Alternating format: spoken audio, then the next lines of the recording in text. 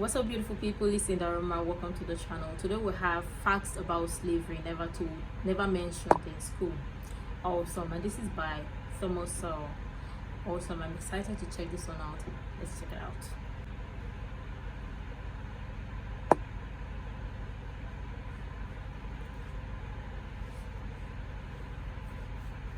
Okay.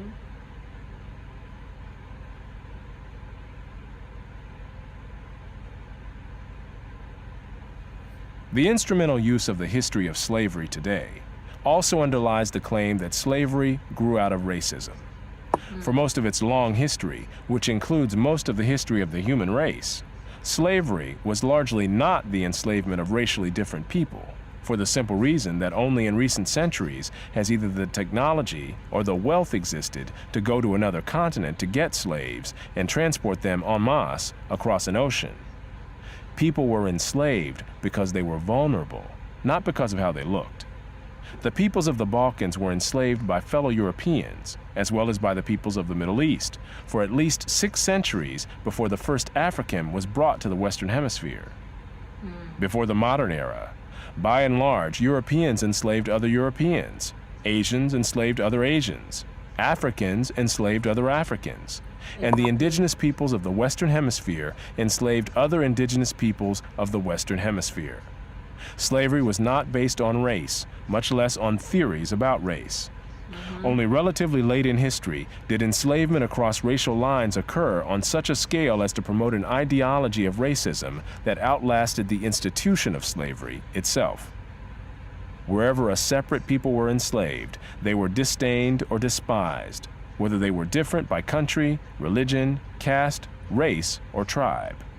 In East Africa, the Maasai were feared slave raiders, and other African tribes, either alone or in conjunction with Arabs, enslaved their more vulnerable neighbors.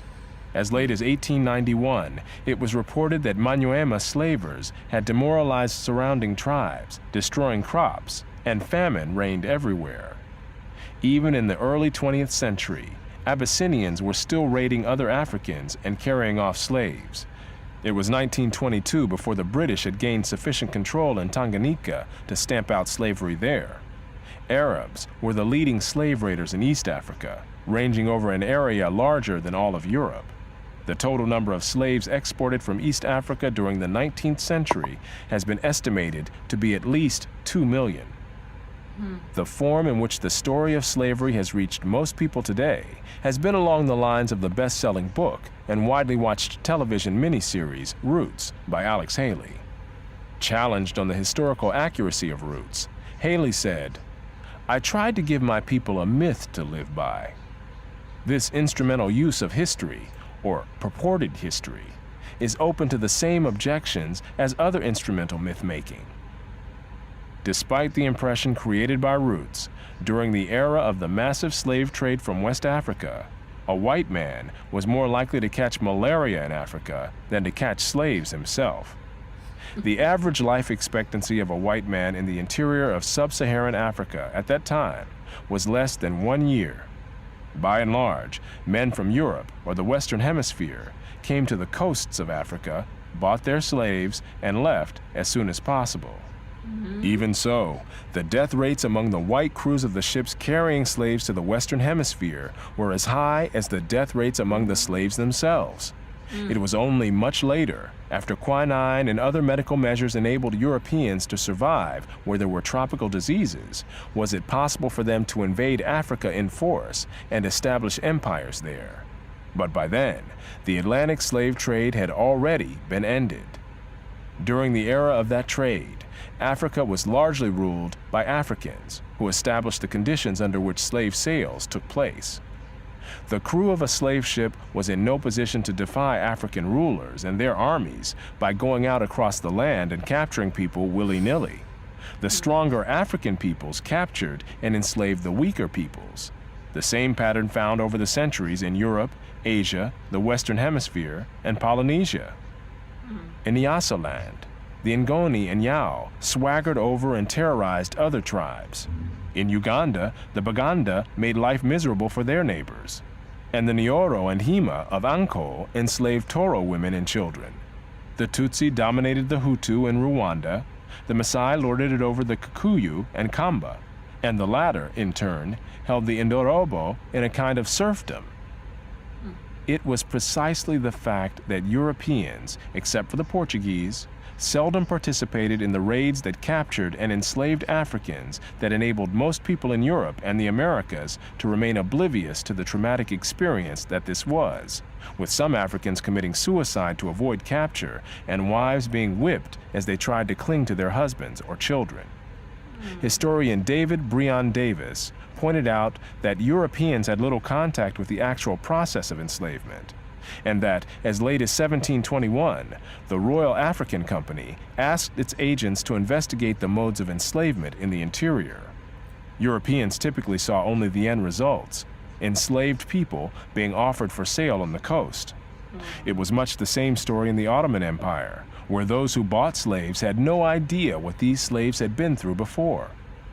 The unique position of the Western world in the history, and especially the destruction of slavery, need not imply that there was unanimity within the West on this institution.